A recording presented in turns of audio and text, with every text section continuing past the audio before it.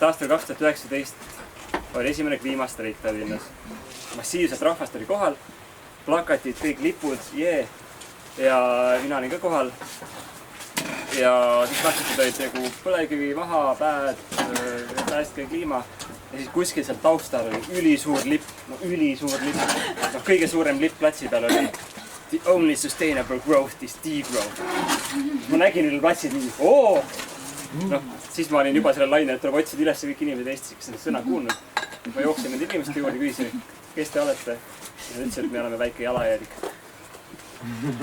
Ja siis ma sain teadlikuks, et niisugune koht on olemas ja nad teevad ägedaid asju ja on kuulnud sõnast degrowth ja võib-olla natuke rakendavad isegi seda. Ja siis kuidagi elu viis kokku Liinaga ja teistega. Mõisamaal ma ei ole käinud siiski jätkuvalt, aga teoorias on tugev. Ma loodan nüüd saada veel rohkem teooriat ja siis jõuda ka praktiliselt kohale. No, mina olen ka teoorias tugev. Väga hea. Siis jaga meile ka. Jah, et ma olen sellist ökokogukondlikku õhku hinganud viimased 12 aastat. Kui palju teist on teadlikud sellisest asjast või kuulnud varem, et ökokogukond, et mis see teie jaoks võiks tähendada? Kes on kuulnud või? Jaa. Aga mis see tähendab teie jaoks? Mulje, esialgu selline mulje, et see on selline nagu hipide kogukond, kus on selline naturaalmajandus ja võimalikult väike nagu tarbimine ja kulutamine nagu välist toodete ostmine. Konviviaalsus. Mida? Konviviaalsus. See koos elamine. Okei. Õppisime selle Uue sõna. Juurutame. täpselt ei saanud õmmistada. Tähendas väga tõesti. Kõigi tahaks veel öelda. Inimesed, kes elavad koos ja teadlikult disaininud oma elustiilid arvestamaks loodusega. Või elusloodusega siis. Inimesed, kellel on ühised väärtused ja kes võtavad otsuseid vastu ühiselt, et seal ei ole sellist nagu hierarhiat, nagu ma olen aru saanud. Kõik on õige ja ei ole ka.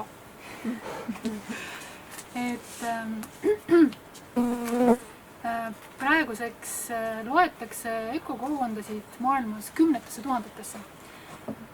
Ja on olemas selline suurepärane organisatsioon nagu Global Eco-Village Network, kellel on ka oma Euroopa haru. Ja nendel on seal ka kaart, kus te saate teha ka sellist community shoppingut, kui teile nagu meeldib, et panna omad kriteeriumid. Aga mis siis nagu ökokogukond on tavaliselt, see on grupp inimesi, kes tulevad kokku ühise eesmärgi nimel ja nad soovivad oma elu ka füüsiliselt jagada. Kogukonna mõiste on tänapäeval nagu nii suur ja nii lai, et ühiste väärtuste põhjal, ma arvan, me kõik oleme mingisugustes kogukondades, ma ei tea, Facebooki gruppiski, me tuleme kokku ühise väärtuste, ühise eesmärgiga ja seal me siis oleme, aga me ei ela koos. Traditsioonilises kogukonnas on inimesed kusagil külas, kusagil linnas, suvaliselt, kus ma selle korteri saan üürida või kus mu vanemate talu on olnud ja nii see elu on. Aga siis teadlikult loodud kogukonnas koonduvad inimesed siis ka sellisesse füüsilisse ruumi teatud eesmärkide, ühise eesmärgi nimel. Ja ökokogukonna ühine eesmärk on siis luua elu, mis ei oleks üle planeedi võimete ja mis oleks sellises inimlikus skaalas ja harmoonias ümbritseva loodusega. Me võime öelda, et teadlikke kogukondasid on igasuguseid. Teadlikult loodud kogukondasid on kõige parem näide on kloostrid. Inimesed tulevad kokku ühise eesmärgiga, jagavad oma elu, jagavad oma ressursse, sest kogukonna järgmine oluline kriteerium on see, et inimesed jagavad oma ressursse. Ehk siis oma raha, oma aega, oma oskuseid, maju, autosid, mis iganes. Et me igaüks ei peaks oma individuaalseid asju ostma. Ja üks veel hästi oluline aspekt on see, et ökokogukonnad valivad oma liikmeid. Ehk enamasti on tegemist mingisuguse prooviperioodiga, kus siis inimene läheb, elab, proovib, kas sobib või ei sobi. ja miks siis tihtipeale kogukonnad on tekkinud, on paljudel olnud seesama mure meie planeedi pärast, mure selle pärast, kuhu me ühiskonnana läheme ja soov luua mudelit, mis oleks kestlik. Ja tavaliselt kirjeldatakse seda, et üks kogukond on nagu see 4 häälega tool, jah. Tal on 4 jätkusuutlikkuse aspekti.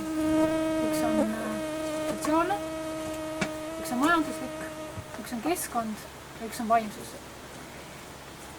Ja kui kogukonnal üks jalg on puudu, ütleme nii, et me oleme suurepärased oma majanduse ja keskkonna ja suhete korraldamisel, aga näiteks vaimsus täiesti puudub, siis tool ei püsi püsti või vastupidi, kui suhetele ei pöörata tähelepanu, siis samamoodi tool ei püsi püsti või kui majanduslikult ei tule asjad välja, samamoodi tool ei püsi püsti. Aga kogukondasid on hästi erinevaid.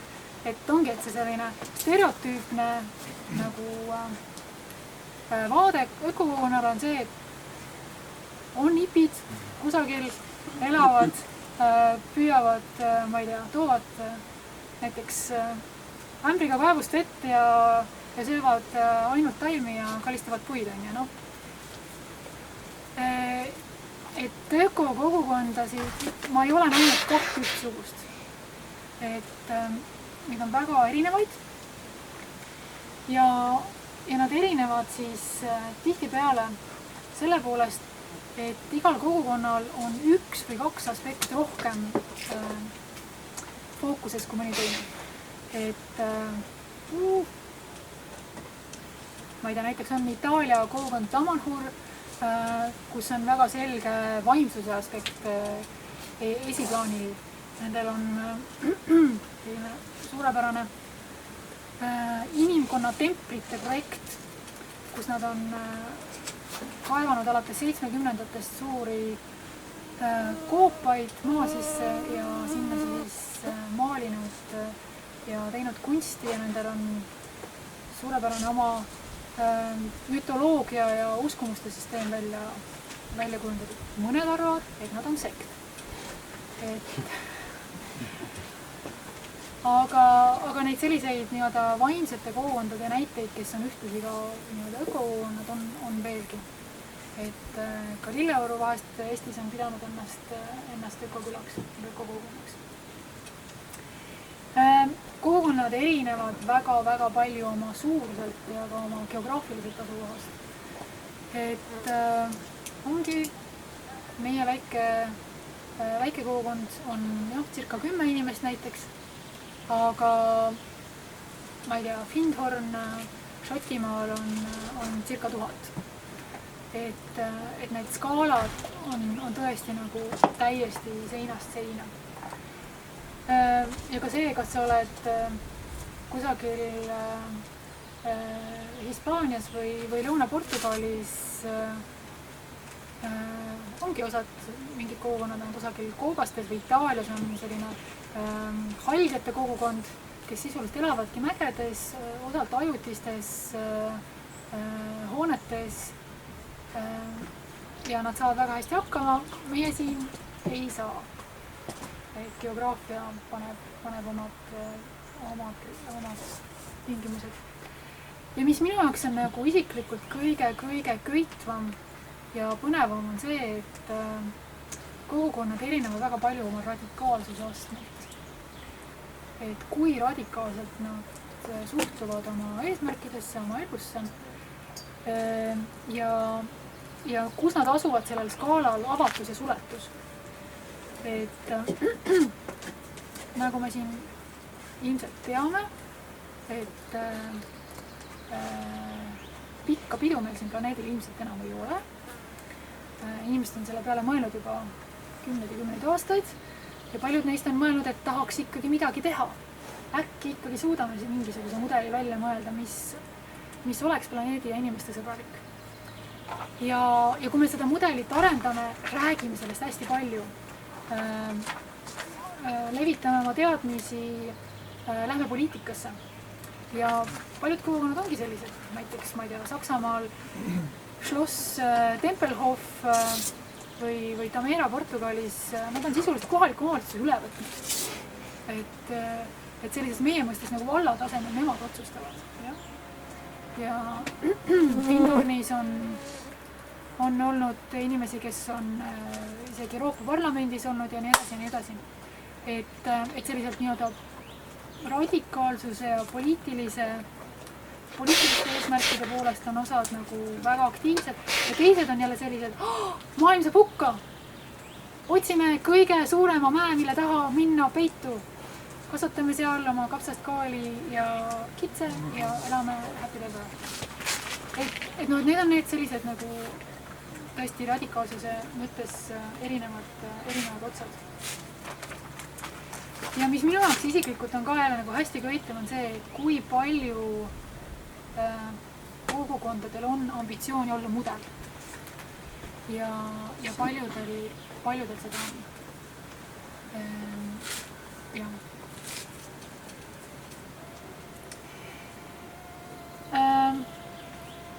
Ökokogukondadel, nagu nimigi ütleb, on suur tähelepanu tihtipeale keskkonnal, aga mitte ainult. Minu isiklik selline tõmme kogukondade liikumise ja praktika poole sai alguse sellest, et minu jaoks ta tõi kokku nagu praktilises näites asjad, mis minu jaoks isiklikult on olulised. Võimu küsimused, teadlikkus võimust, suhetest, keskkonnast, rahast,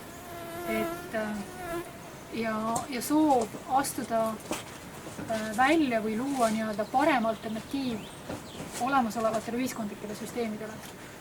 Kuidas me oma elu toetame? Kuidas me kasvatame toitu, kuidas me ehitame maju, kuidas me kasvatame oma lapsi, kuidas me teeme otsuseid, kuidas me üksteisega suhestume, kuidas me ringi liigume.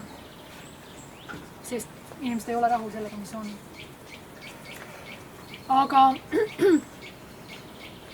Aga tihtipeale kogukondasid jätkuvalt nagu võetakse sellise ainult keskkonna aspektist lähtudes. Ja loomulikult nagu on lihtsam ka mõõta keskkonnamõju kogukondades kui näiteks, ma ei tea, otsustussüsteemide või omandisüsteemide mõju planeedile. Ja ma võib-olla toon teile nagu kaks näidet, kus on siis tehtud selliseid ka teaduslikke uuringuid. Üks on Findhorni kogukond Šotimaal, kus ongi, mõtlen, et see on pidi peaaegu 2000 inimest. Ta on ka üks kõige kuulsamaid ja eakamaid kogukondasid, et üle 60 aasta on nad tegutsenud. Ja nad on mõnes mõttes selline saanud alguse kui vaimne kogukond, aga nüüdseks on nad sellest vaimsusest, ütleme nii, et kaugemale liikunud või see ei ole nendel esiplaanil. Nad toodavad energiat, nende põhiline energia on tuul. Nendel olid ühed esimesed kogukonna poolt omatud taastuvenergia tootmiseks tuulikud Suurbritannias. Nad kasvatavad oma toitu, kuigi mitte nii-öelda valdavalt, aga nende toidukasvatus on märkimisväärne, aga mitte nagu kõik kogu toit oleks seal. Nad on ehitanud palju suhteliselt säästlikke hooneid, aga kuna see on ikkagi selline, ütleme nii, et keskklassi kogukond, siis need hooned on tihtipeale ka, kuidas ma siin ütlen, üsna hästi varustatud, kallistest materjalidest ja seal ei ole ka ruutmeetri piirangut näiteks.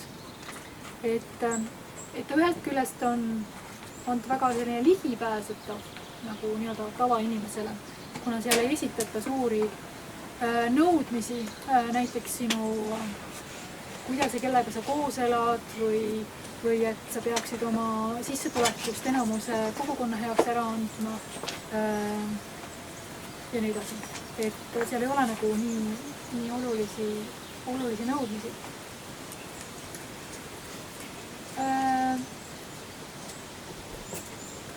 Ja nende siis selline keskkonnamõju on 50% väiksem kui brittidel keskmiselt. Aga isegi kui me kõik elaksime nagu Hindornis, ehk me kõik elaksime nagu ökokülas, siis oleks meil ikkagi vaja ligi circa 1,5 planeeti. Ehk siis selline ökoküla elu ei ole ka üldsegi mitte jätkusuutlik. Ja üks põhjus, miks see nende mõju siis on ka nii suur, on see, et nad lendavad nagu keskmine läänlane.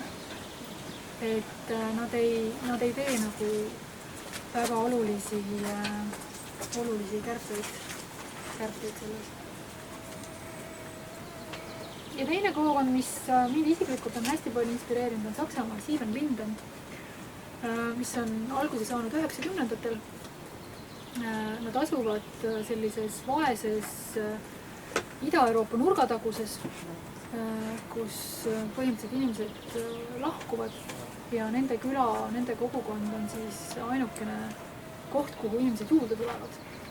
Ja sestap käiakse neid ka vaatamas üle terve Euroopa ja eriti Saksamaalt, et mida te küll suudate teha, et inimesed tahavad siia tulla, siia Tarapõrgusse, siia vaesesse nurgatabaka. Ja ka neid on väga palju uuritud. Neid on circa 140 inimest, 100 täiskasvanud, 40 last hetkel. Ja nende kogukond sai väga selgelt alguse soovist luua mudel, luua ringmajandusel ja isemajandamisel põhinev kogukond. Ja nemad seal alguses arvutasid välja, et selleks on vaja circa 300 inimest. Et alla selle jääb kogukond ikkagi suhteliselt palju sõltuma välisest ja selline raha ressursside liigutamine kogukonna sees ei ole piisav. Nemad hetkel toodavad energiat päikesest ja ka oma metsast. Neil on circa 80 hektarit männimetsa, mis on kunagi olnud selline puhas monokultuurne männiistandik, kus nad võtavad siis kütet oma väga energiasäästlikele põhumajadele põhiliselt. Ja nad, ühesõnaga, nad justkui lõikavad metsa ja samal ajal nad teevad seda väga-väga tundlikult ja üks põhjus, miks nad ka oma metsa lõikavad ja majandavad, on see, et nad istutavad sinna asemele palju erinevaid liike. Et nad tahavad sellest monokultuursest männist muuta selle ala liigilikuks metsaks. Nad kasvatavad ligi 50% oma toidust ise. Ja nemad on see koht, kus tänu millele Saksamaal sai põhuehitus üldsegi ametlikult tunnustuse ja sertifitseeritud. Et 90-ndatel ja 2000-ndatel alguses olid nad nagu väga suur põhuehituse innovatsioonipaik. Ja nende huvi ongi saada sisuliselt nullenergia hooned põhu pealt. Nad teevad enamasti tänapäeval põhupaneelidest. Ja nende küla või kogukond on siis jaotatud erinevateks naabruskondadeks. Ja nende nad nagu on küll natuke sellised ökofašistid, aga teisest küljest nad on ka väga suured sotsiaalsed innovaatorid. Et kinnisvara ei tohi seal olla eraomandis. Nad omavad läbi erinevate ühistute oma kinnisvara. Nad soovivad ka nii-öelda tuumperekonda lammutada. Ehk siis maja saab ehitada 3–20 täiskasvanut. Et kui sa oled paar ja tahad maja ehitada, siis see ei ole. Või teine vähemalt ühe täiskasvanu enda juurde, sellega koos maja ehitada.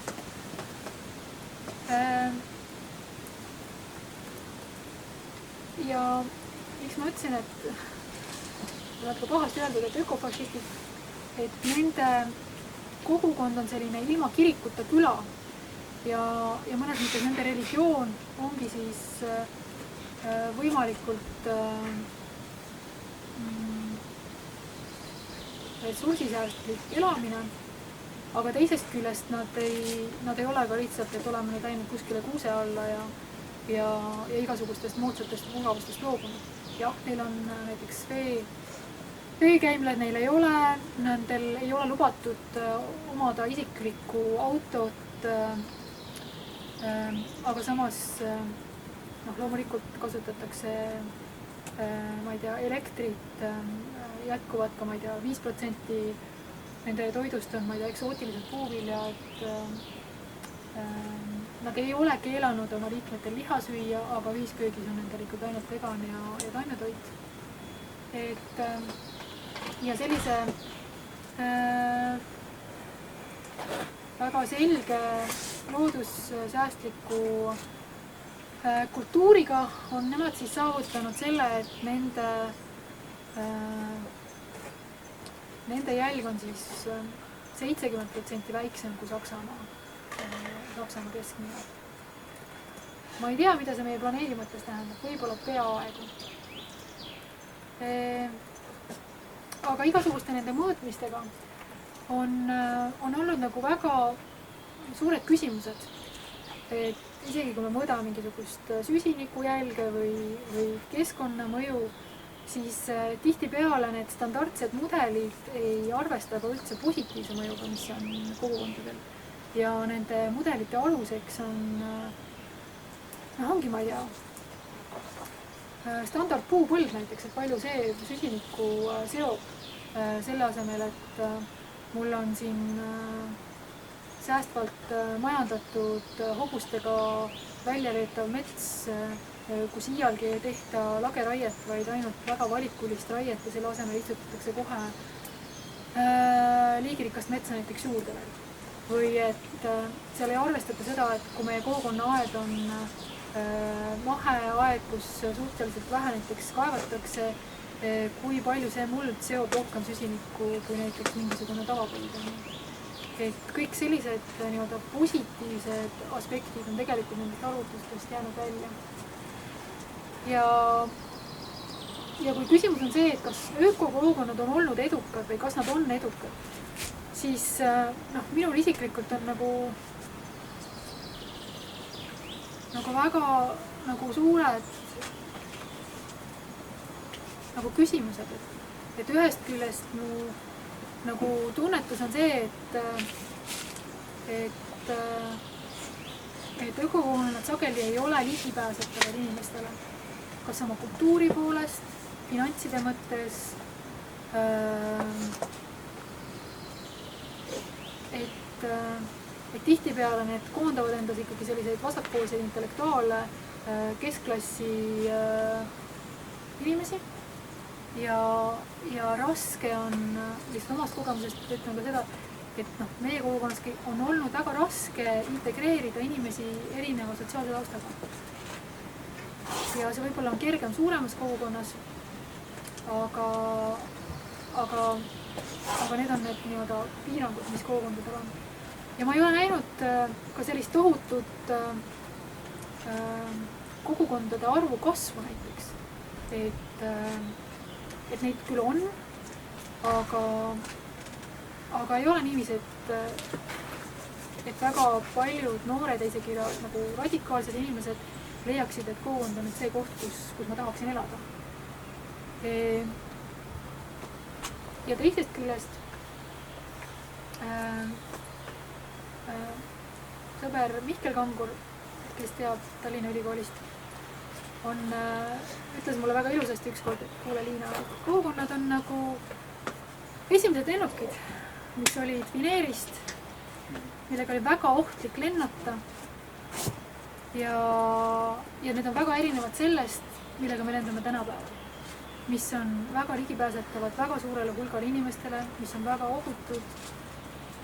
Ja ilma nende esimeste lennukiteta ei oleks praeguseid lennukeid. Et kogukonnad praegu ei olegi kõigile ja et seal on lihtsalt vaja aega ja arenemist.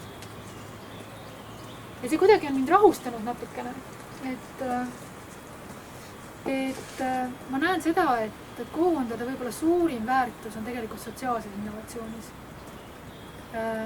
Seda, kuidas võimalikult, ma ei tea, vähese energiakuluga kapsast kasvatada või ühest punktist teise liikuda.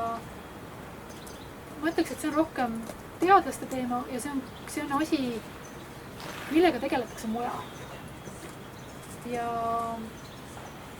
Ja pigem on küsimus selles, et kui me tahame, et meil oleks tulevik, siis see peab põhinema koostööl ja koos elamisel. Ja nagu üks tuttavast mul Rootsi kogukonnast ütles, et kogukonna elu näitab seda, kui vähe me oskame üksteisega koos elada. Ja see on ühest küljest kurb ja teisest küljest on see lootusrikas. Sest et kui me teame, mida me ei oska, siis me saame seda arendada. Ja mida ma näen on see, et kuigi väga paljud inimesed ei ela kogukondades, siis paljud kogukonnad on ikkagi fokusseeritud oma teadmiste jagamisele, kogemuse pakkumisele ja kas või see hulk inimesi, kes näiteks meie juurest Mõisamaalt on läbi voolanud aastate jooksul, on päris suur. Me mingi hetk lugesime kokku, et iga aasta käis vähemalt 600 inimest läbi. Loomulikult osad lühemaks perioodiks, osad pikemaks perioodiks. Ja ma näen seda, et me oleme suutnud puudutada. Ja inimesed on mitte ainult meid, vaid ka loomulikult enamasti mujalt kogukondadest saanud mingisuguse kogemuse ja võtnud selle oma nii-öelda tavaellu kaasa. Ja need on impulsid, mis kuidagi toimivad selles laiemas ühiskonnas loodetavasti edasi. Ja mis minu jaoks nagu on selline väga huvitav küsimus isiklikult just neil päevil, on küsimus ajutistest kogukondadest. Sest et ma näen, et ajutised kogukonnad on kuidagi väga palju edukad. Kui ma vaatan mingit Vikerkaare liikumist, Burning liikumist, igasuguseid muid asju, ka Rootsi kogukond, millega ma olen seotud olnud pikalt, on olnud ajutine kogukond, kus inimesed elavad maksimaalselt aasta aega. Ja nende eesmärk ongi olla ajutine kogukond, et inimesed ei tule sinna, ei loo oma peret seal. Ja see on edukas. See on edukas. Ja ka ma näen seda, millise impulsiga ja millise kogemusega inimesed sealt ära lähevad. Et see on väga-väga suurepärane. Et võib-olla on hoopis lahendus hetkel ajutistes kogukondades. Võib-olla see on kätte saada. Kas nende ajutiste kogukondade point ongi siis nagu mingit kogemust, infot anda või? Okay. Aga kui me mõtleme nagu maailma ajaloo peale, et ma olen ülikoolis ajalugu õppinud ja mõnes mõttes kogu aeg tuleb minu jaoks see üha rohkem nagu esile, et kõik on ju ajaloos olnud juba. Kui ma vaatan kas Euroopa ajaloo peale, meil on, ma ei tea, Rooma impeerium, mis lagunes. Meil on tohutud sõjad, katkud ja nii edasi. Ja kus on siis nagu elu ja kultuur säilinud? Kus on teadmisi hoitud? Euroopas on need olnud kloostrid. Ja võib-olla ainuke kogukonna nii-öelda jätkusuutlik mudel on teatud laadi klooster. Ka seda Sieben Lindenit on nimetatud 3. aastatuhande kloostriks muuseas. Kus nende tõlkes tähendab seda? Third Millennia Monastery. Ei, see Sieben Linden. 7 pärna. Kuna nendel on 7 pärna.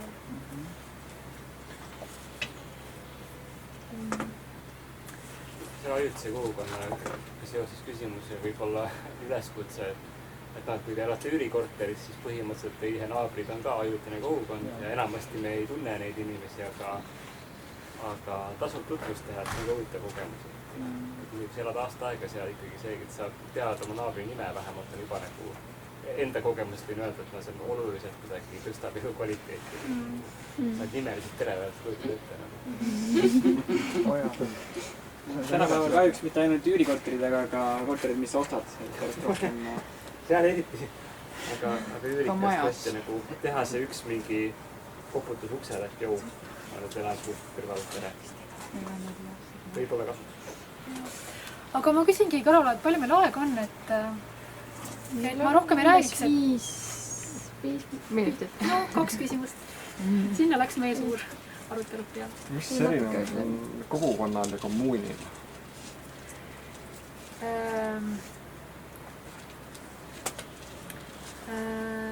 Ma ütlen selle ausalt, et ma ei tea päris hästi.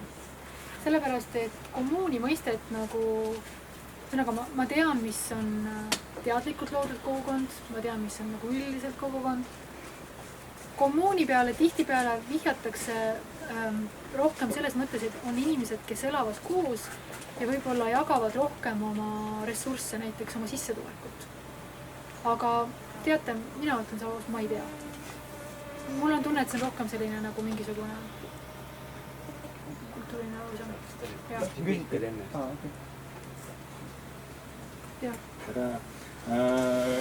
Kogukonna juhtimisstruktuur.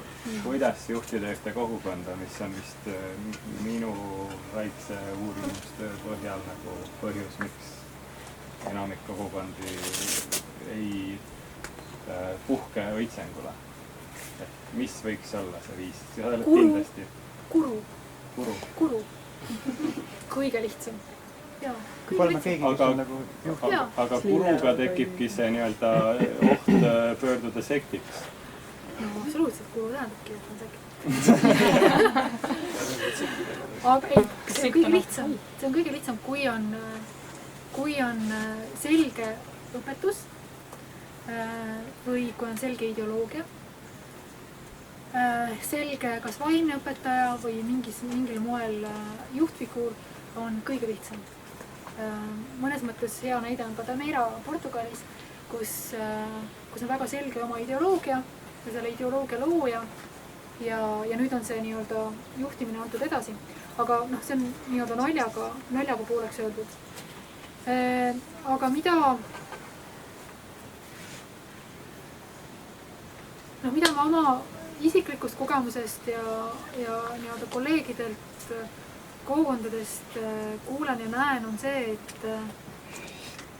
et nii väga kui hipid ei soovi igasugusest struktuurist loobuda, siis struktuur on kahjuks oluline. Ja mis nüüd siin on erinevus, on see, et struktuuri ja nii-öelda toimimise jaoks on vaja, et oleks väga selged rollid, selgelt kirjeldatud rollid, ja et nendes rollides oleksid sobivad inimesed. Aga tavaelus tihtipeale juhtub see, et rolli hakatakse samastama selle inimesega, kes seda rolli täidab. Ja sealt või hakatakse väärtustama teatud rolle rohkem kui teisi. Ja väljakutse, mille ees enamus kogukondasi seisab, on see, kuidas eraldada roll inimesest ja kuidas mitte lisada rollidele teatud väärtuseid. Ja näiteks võimu puhul ka see, et asjad toimiksid, on vaja väga selgelt nagu eestvõtmist, juhtimist. Aga kuidas teha niiviisi, et me ei väärtustaks juhi rolli rohkem kui näiteks aedniku rolli ja kuidas me saame oma kultuuri üles ehitada niiviisi, et juhile saab anda tagasisidet, ta peab võtma vastu tagasisidet ja inimesed roteeruvad. Ehk inimesed ei jääks kinni ühte rolli, kaasa arvatud juhile. Tahtsin küsida seda, et rääkisid, et kõige tähtsam aspekt ongi see sotsiaalne võib-olla, kus tekivad probleemid ja mida see märganud, et on huvitav.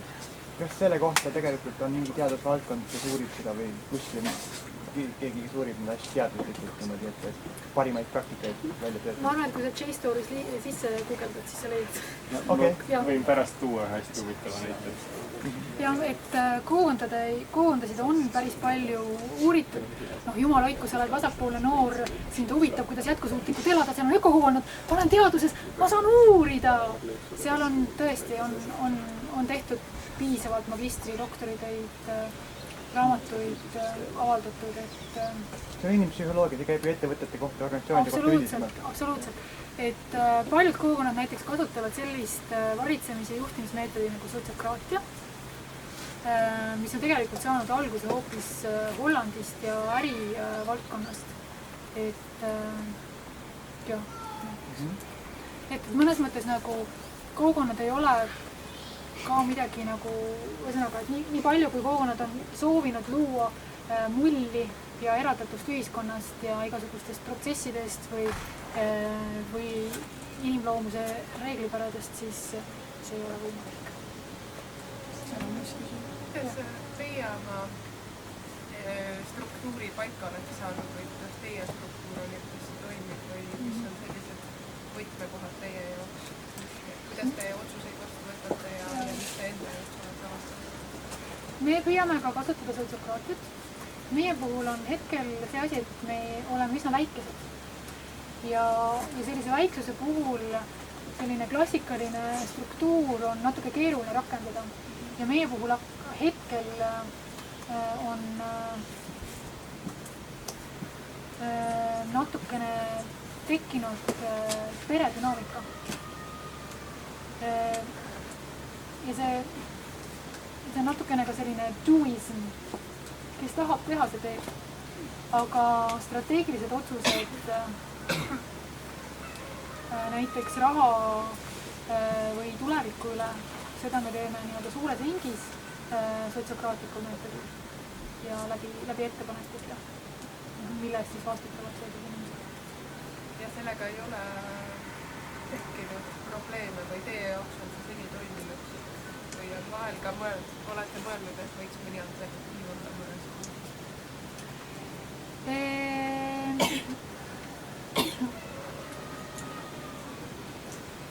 Ma mõtlen, et otsustusprotsess ei ole küll meie jaoks nagu mingisugune põhiväljakutse. Mis on põhiline väljakutse? Tahad hästi ausalt vastata? Jaa. Hetkel ma tunnen, et me oleme natuke nagu selline ohustatud liik. Ohustatud liikidel on see, et kui arvukus läheb teatud piirist allapoole, siis on nii-öelda populatsiooni kasv ei ole võimalik. Ja meil on natuke sama teema. Et kui läheb lihtsalt sellepärast, et meie kinnisvara on nii suur, et kui meie arvukus langeb alla 12, siis muutub natuke keeruliseks. Seega, olete kõik oodatud. Aga mis ma tahtsin küsida, et kunagi, kui me seda festivali tegime, mis sa ütlesid, et 200 inimest on see läbikäigu muutav see piir. Need ei ole nüüd elanike piir, aga palju teil see on? Võib-olla me oleme rääkinud, ma ei mäleta. Meie jaoks nagu hetkel selle infraga, mis meil on, optimaalne oleks 50 kuni 50.